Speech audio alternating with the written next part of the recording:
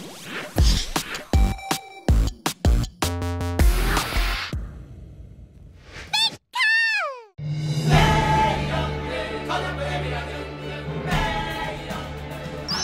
everyone, this is Matt from GamesRadar, and today I'm here with Ben Griffin from GamesMaster. Hello. And today we're going to review Pokemon Sun and Moon. So Ben, obviously this is kind of predicated on, you know, the years and years of Pokemon heritage, but it's a new game in a new location.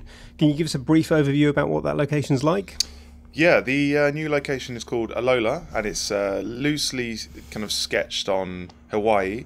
There are 4 different islands, and your journey between each of them throughout your adventures. I will say that it's probably the most amazing Pokemon location that I've been to. It's like this sunny paradise where there's like coconut trees and like beaches, and there's resorts and like hotels. And at one point I saw a Pikachu just like sunning himself on a deck chair, and I went up to him and he's like, Pika, you know. And there's it's really nice. The difference between the 2 versions, Sun and Moon, they're basically identical. Barring a few version-specific Pokemon, and Sun takes place at whatever time it is where you are. Moon takes place 12 hours later, but that kind of, you can negate that totally by changing the internal clock in the 3DS.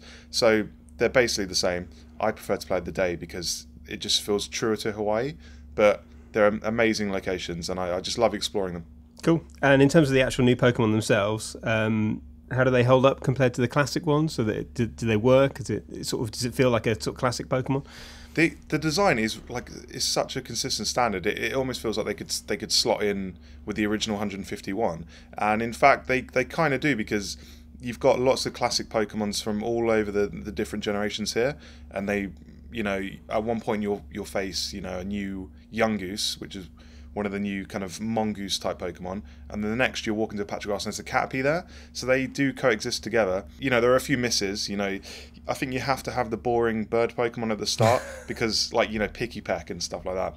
That makes the super Pokemon that you come to later all the more special. There's a Pokemon called Jupider, which is like a spider with a bubble on its head, and that just looks awesome compared to the Pokemon that you've seen previously. So yeah, there's definitely a mix of good and bad. It's mostly good. Also, I really like how there's more of a presence of Pokemon this time. They're out of the balls more. You see them in the real world. Like, you can walk up to like a Jigglypuff and just interact with it. I know you could do that before, but there's a lot more Pokemon this time. There's like a Pelipper, it was like a pelican Pokemon, and he was outside a hotel and he was just like hovering above the water, and some kids were like crowding around him going, wow, look at that. So it's really cool. And also sometimes wild Pokemon will just assault you and instigate the fight before you do. So like at one point I was walking past a tree, and a Fearow just darted out the tree and started a fight with me.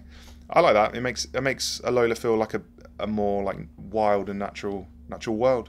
So in terms of all these new Pokemon and the ones that have previously been there, you've got all these Pokemon all at once. What kind of a job does it do of easing new players in? And you, as a sort of veteran of the series, does it kind of fulfill your expectations as well?